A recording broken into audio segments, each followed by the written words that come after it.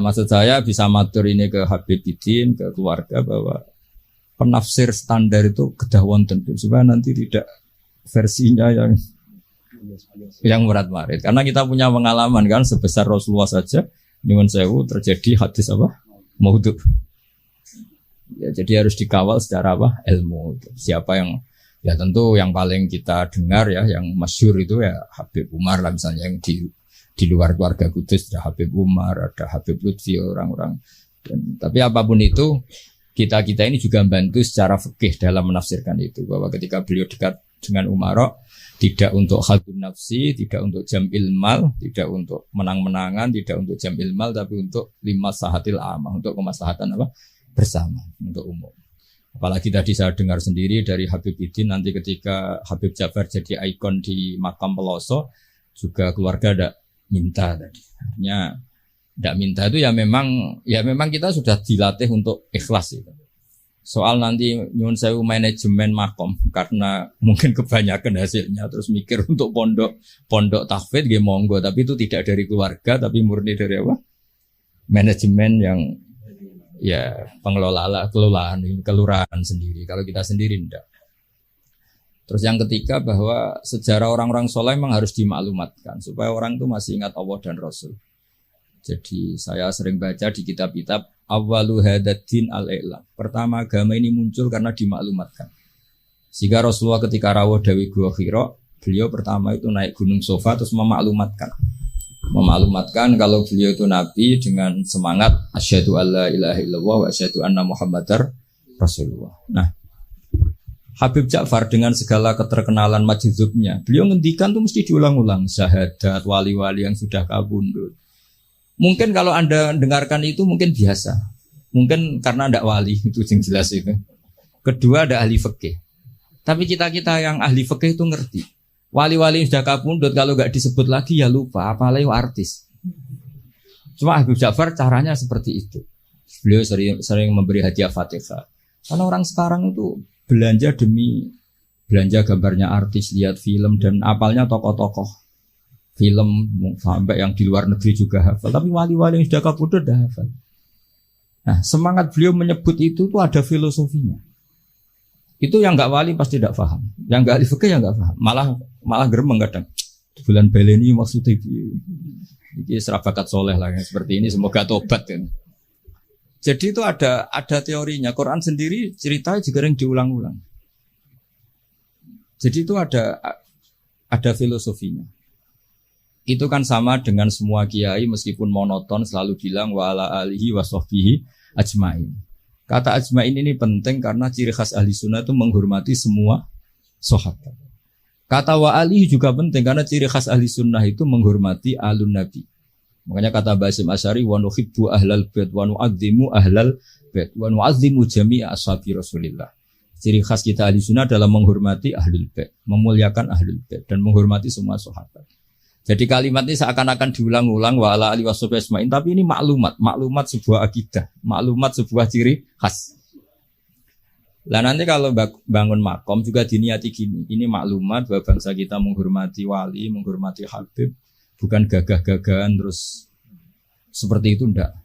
Ma'adzallah min dzalik itu enggak akan, tapi sebagai ikon kita bangga, kita tabahi kalau dalam bahasa Arab dengan eksistensi Habib Ja'far. Jadi saya beberapa kali dengarin beliau ketika dengan Pak Jokowi, dengan Gus Ali, dengan Mbah Mun, terus terakhir dengan saya di sini kenangan saya. Itu harus difekihkan. Jadi ketika beliau ke sini biasanya dikawal dari Mapolda. Dari Mapolda kemarin saya juga melihat acara pemakaman. Saya pas itu baru datang dari Situbondo. Jadi semua itu harus difekihkan. Sehingga dalam fikih misalnya dijelaskan ketika Nabi nyurati raja-raja itu ila maliki qaisar, ila malikir rum, ila qaisar. Itu kata ulama-ulama, Nabi itu ngakui jabatan dunia. Buktinya raja-raja juga oleh Nabi dipanggil malik, dipanggil apa? Raja. Jadinya Nabi ya kerso, ngakui eksistensi hukum yang sedang apa? Yang sedang berlaku. Ya tentu tidak yukhalif ya tidak bertentangan dengan syariat. Jadi saya mohon pilihan-pilihan beliau dekat dengan Kapolri, Presiden, atau dekat dengan umaro. Jangan ditafsirkan macam-macam, tapi tafsirkanlah bahwa semua ingin kita ini baik-baik saja, baik urusan yang terkait ulama maupun terkait apa? Umaro. Dan itu yang diikhya seperti itu, al ulama wal umaro tau aman. Ulama dan umaro itu saudara kembar, saling meleng. Saya sebagai kiai itu juga gak bisa bayangkan berantas narkoba dengan penyelundupan seperti itu. Yang punya otoritas itu polisi. Kita gak bisa bayangkan kan seperti pemerkosaan, penggarungan, pembunuhan itu gak bisa bayangkan kalau gak ada apa? Polisi. Nah anggap saja Habib Ja'far itu ikrar bahwa kita ini butuh negara. Lah bahwa kita di sana sini ada kekurangan baik di aparat negara maupun di kita ya sudah al-insan makhluk khotok. Tapi kaidah kita dalam fikih itu la yudraku kulluh la yudraku kulluh. Jadi kalau tidak bisa ideal jangan ditinggalkan sama sekali. Kita bernegara pasti tidak ideal, tapi kita butuh kekuatan untuk melawan penjahat, kekuatan untuk melawan pengedar narkoba, kekuatan yang bisa menangkap pemerkosa. Nah, kekuatan-kekuatan itu adanya di kepolisian. Sama kita butuh kesejahteraan, benono sing mikir menteri keuangan, Menko apa. Kita butuh kesehatan ya ada yang mikir yaitu menteri kesehatan. Karena kalau sing mikir kiai terus bentuknya kadang-kadang kayak rontok jimat gitu. Nah, sing ra tepak terus rontok dukun itu. Jadi repotnya kesehatan kalau yang mikir kiai itu nak tepak ya dongo, nak ra tepak ya rontok gitu. Nah, jadi ini kulo suwun sekali saya mohon semohon-mohonnya sama keluarga Habib Ja'far, utamanya sama Habib Umar Al-Mutahhar yang beliau lama sekali di situ sama pendereknya Habib Ridho Khirit ya. Habib Ridho Khirit. Saya tahu banyak beliau karena memang saya termasuk orang yang mencintai beliau. Coba tafsir-tafsir fikih ini kita hidupkan supaya enggak ada tafsir yang macam-macam gitu. Iya gimana? Kalau saya ya Habib Ja'far mendingan jenengan. Ya kan? Mungkin kalau Abu Umar itu terlalu sibuk. Ya kan? Jangan punya orang yang bisa menulis sejarahnya Abu Ja'far. Jangan yang mengkoreksi. Oh ya, saya yang pokoknya yang bagian fikih insya Allah saya ikut bibitinnya nanti. Itu lebih bagus. Jadi versi-versi yang tadi kayak beliau dekat dengan Pak Jokowi jangan dilihat karena Pak Jokowi presiden top. Bukan, dengan Pak Polisi pun, dengan camat pun, atau dengan rakyat kecil pun beliau. Jadi ini semuanya dalam konteks. Saya bersaksi ya Mbah Mun. Banyak orang bilang Mbah Mun sudah ya para wong presiden kan keren. Mbah Mun ditamoni KUA itu ya hormat. Ditamoni polisi, tentara yang kopral pun hormat. Cuma orang-orang hasut ngiranya agak tunggale nak para kebek presiden. Tapi kita kan bersaksi sebetulnya kan dengan siapapun beliau juga hormat. Jadi jadi nanti istilahnya kalau di buku sekarang itu testimoni. Jadi nanti yang kesaksian Habib Umar monggo, Yedidin monggo. Tapi nanti semua itu dikawal secara fikih. Karena kalau dikawal fikih ini awet. Saya beri contoh ya betapa pentingnya fikih. Rasulullah SAW itu kalau dahar itu sering di luar rumah. Dan cara dahar itu enggak priayi menurut ukuran orang-orang priayi. Orang priayi itu kalau dahar kan dinampan terus pakai sendok. Nabi itu dahar kayak umumnya orang. Tapi itu dianalisis sampai ada orang lewat tuh ini ngaku Nabi kok cara makan seperti itu. Tapi kata ulama-ulama itu penting sekali. Karena Nabi jadi Nabi setelah kecelakaan orang seperti Nabi Isa dituhankan. Jadi Nabi Isa itu saking sempurnanya, saking lembah lembutnya, justru kecelakaan dianggap Tuhan.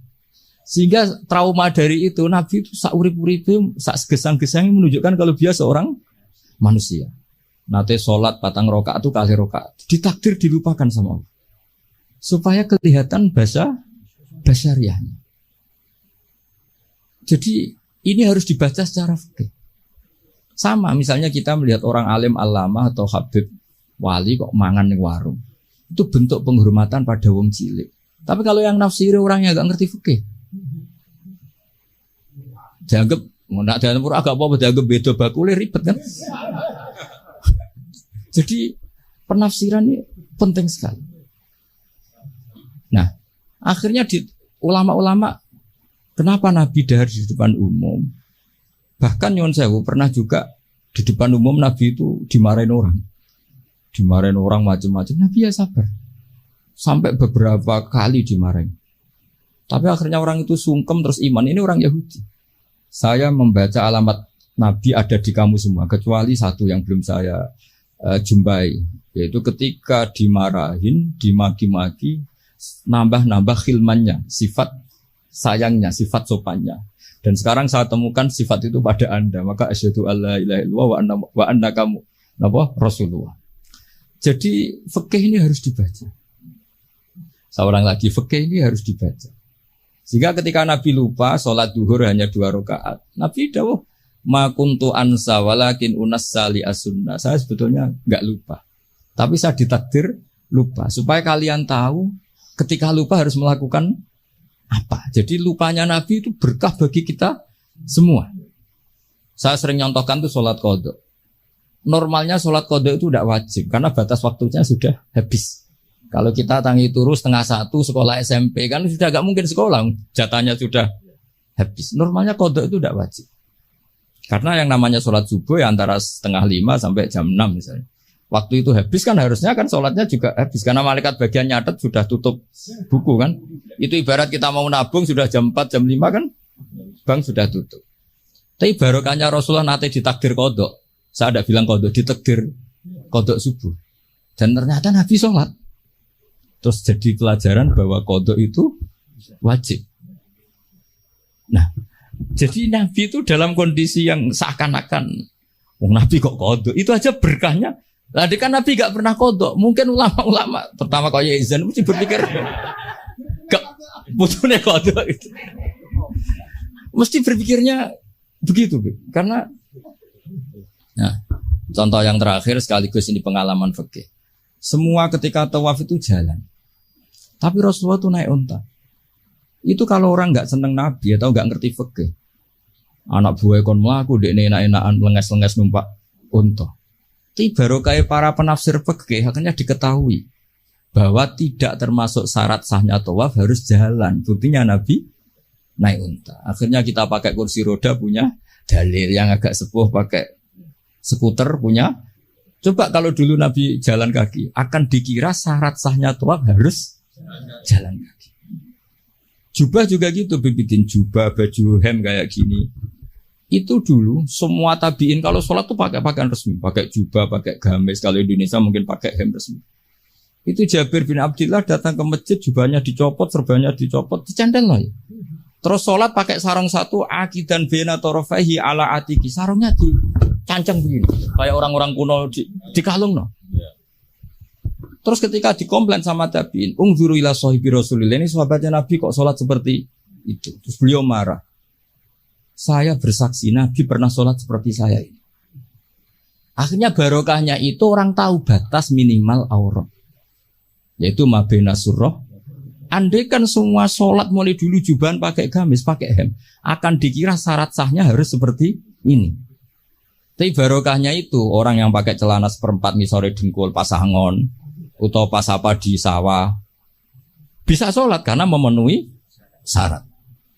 Jadi itu hebatnya Rasulullah SAW. Jadi ketika beliau dengan standar gamis imamah yaitu kondisi terbaik karena pakai pakaian ketika pakai sarung diikatkan juga kondisi terbaik karena itu maklumat ilmu bahwa ini standar minimal untuk satrul aurah. Itu hebatnya Nabi. Pas pakai pakaian resmi ya adnal halat, pas pakai pakaian paling minimal juga a'lal halat. Jadi kemana pas pakai a'lal halat ya a'lal halat, pakai adnal halat juga a'lal halat. Jadi artinya Nabi ketika pakai kamis, pakai imamah juga kondisi terbaik karena pakai pakaian. Ketika Nabi hanya pakai sarung satu dan menutupi aurat juga kondisi terbaik karena sebagai maklumat secara ilmu bahwa itu batas aurat. Jadi apa? Nabi ketika sholat juga kondisi terbaik. Ketika dahar juga kondisi terbaik karena dahar Nabi memaklumatkan aku mau terima Nabi ora pangeran. Nah, jangan sampai Nabi dahar terus Nabi kok pegawai ngembel, tidak bisa. Nabi dahar sekaligus memaklumatkan nafyul uluhiyah bahwa saya tidak Tuhan karena Nabi jadi Nabi setelah Nabi Isa. Nah, di sini hebatnya Quran ketika nyifati Nabi era Rasulullah, wa ma arsalna qablaka minal mursalin illa innahum la yaquluna ta'ama wa yamsuna fil aswaq. Jadi makanya saya sering dengar Habib Ja'far kecilnya sering main layangan, sering dolanan ayam. Itu menurut saya filosofinya orang tuh tidak perlu bagian nunggu punya alpat tabungan miliatan. Cah cilik dolanan pitik ya seneng. Butuhe donya ku syukur dolanan pitik ya dolanan pitik. Tapi nek iso judu. Intinya itu bisa kok ditafsirkan secara Nabi itu kalau ada sahabat dolanan manuk ya seneng. Ya Umair mafa'alan nughair, cung manuk piye cung. Aku tak cilik. Jadi cobalah ini ditafsirkan tadi secara fikih supaya hal-hal yang basyariah itu menjadi makna yang luar biasa. Kayak tadi Nabi itu menunjukkan basyariahnya. Tapi itu bagus karena beliau jadi Nabi setelah Nabi Isa yang gara-gara pesonanya terlalu magis, kebablasan dianggap Tuhan. Tapi Nabi enggak, kayak umumnya orang. Dahar ya kayak umumnya orang, cara berpakaian ya kayak umumnya orang. Kadang-kadang ya dineng bojone sak wulan, macam kayak umumnya orang. Masyhur itu Nabi nanti di ini amang kesuwen ya setahun nih. Nah setahun kesuwen ya orang riwayatnya. Jadi saya ingin lah. Makanya beberapa ulama setiap nulis sifat wajibnya Nabi itu mesti apa? Sifat wajibnya papat, misalnya mukhalif papat. Mesti menetapkan satu sifat jaiz. Ini ku al-a'rad al-basyariyah. Nabi juga punya sisi kemanusiaan. Tapi ini menjadi luar biasa karena bentuk perlawanan terhadap nafyul uluhiyah. Bahwa seorang Nabi enggak boleh di Tuhan. Ini penting sepenting-pentingnya. Makanya ketika Nabi wafat, saya ulang lagi ketika Nabi wafat, itu Sayyidina Umar kurang dekatnya sama Rasulullah, kurang pinternya Sayyidina Umar. Ketika Nabi wafat gak terima dia. Mangqala inna Muhammad qad mata qata'tu unuqah. Siapa yang bilang Muhammad mati tak bunuh. Innama huwa yunaji rabbah kama yunaji Musa rabbah. Beliau sedang munajat. Marah-marah. Lah orang mau gak bilang kapundhut gimana wong nyatanya cara lahir kapundhut. Akhirnya Abu Bakar datang, terus Umar dileraikan dengan dibacakan ayat afa immata wa ma Muhammadun illa rasul qad khalas min qablihi rusul afa immata au kutilang qalabtu. Jadi ketika Nabi kapundhut dengan cara yang wajar, itu juga mendapat derajat yang setinggi-tingginya karena itu bentuk maklumat juga bahwa beliau adalah tidak Tuhan. Andai kan Nabi kapundhut kayak Nabi Isa diangkat ke langit, juga bisa saja jadi tragedi di Tuhan kan, dan beliau tuh orang paling enggak ingin dituhankan. Jadi semuanya ini spesial itu. Apa semuanya ini?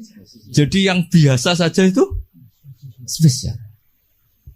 Nah, tapi ini kalau yang ngendikan tidak ahlul fikih, tidak ahlul hadis. Nabi kok kabudute biasa sih, sakjane keren diangkat ning langit kok Isa. Lho iki umat yang perlu ditobatno, paham nggih? Justru Nabi kabudut biasa ini menjadi luar biasa karena di situ tidak terjadi nafyul uluhiyah.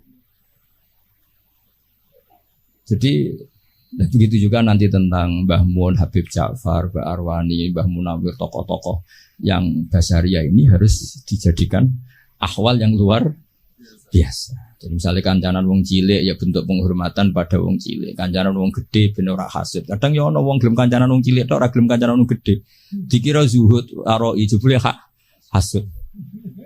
Banyak gak yang seperti itu? Banyak banget tuh. Ada sing kancanan wong gede tok mau wong cilik. Ya ternyata sombong betul. Lah ini beliau-beliau ini teladan betul. Jare Habib Bidin ya Ja'far dolanan manuk berkutut ya suwen, dolanan pitik ya suwen. Artinya beliau-beliau itu orang yang gampang syukur. Orang kok senengnya ketika di istana saja atau ketemu presiden saja enggak.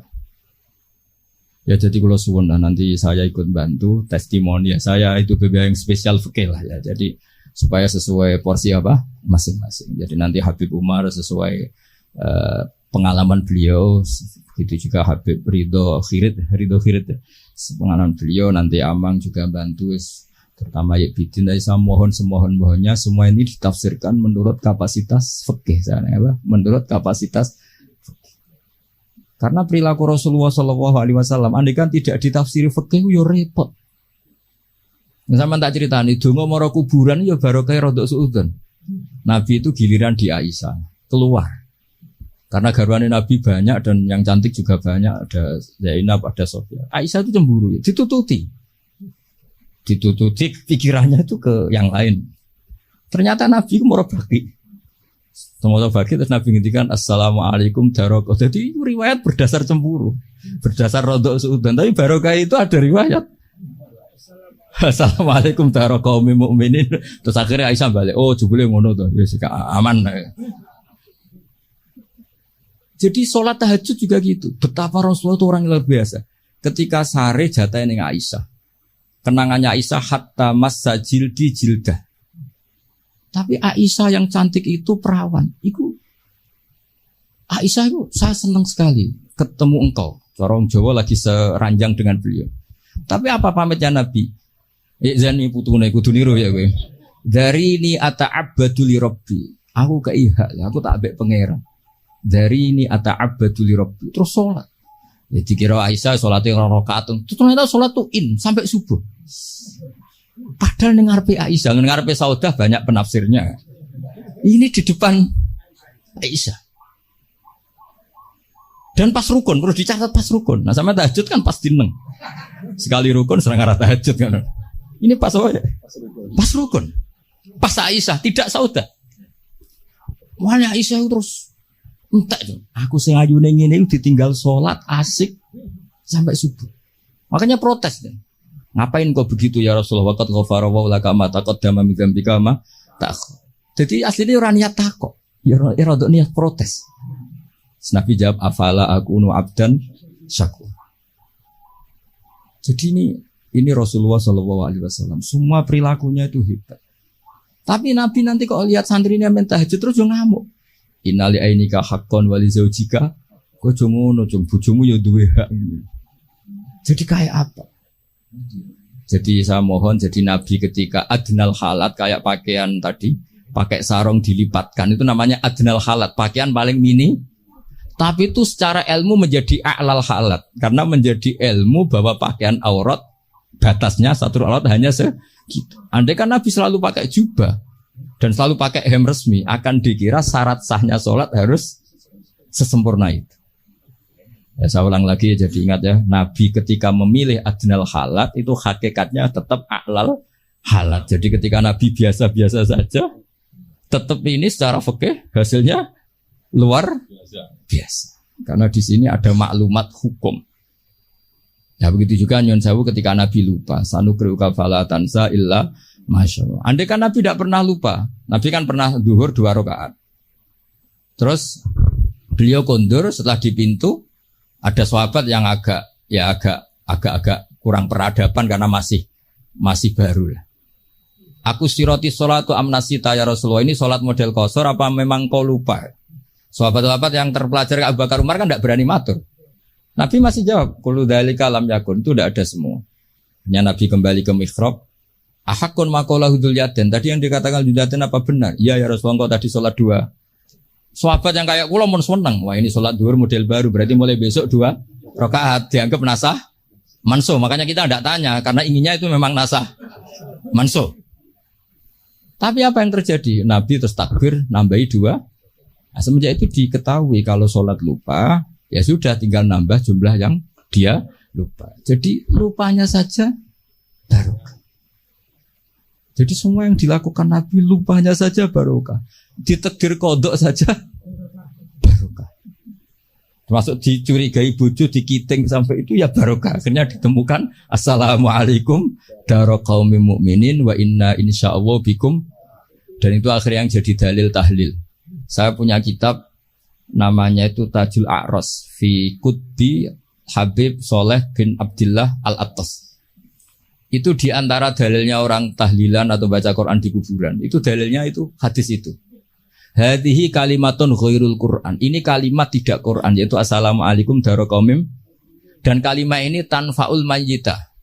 Karena Nabi tidak mungkin ngendikan sesuatu yang tidak ada gunanya. Kalau kalimat yang tidak Quran saja tanfaul mayyita, manfaati ke mayit, apalagi kalimatul Quran.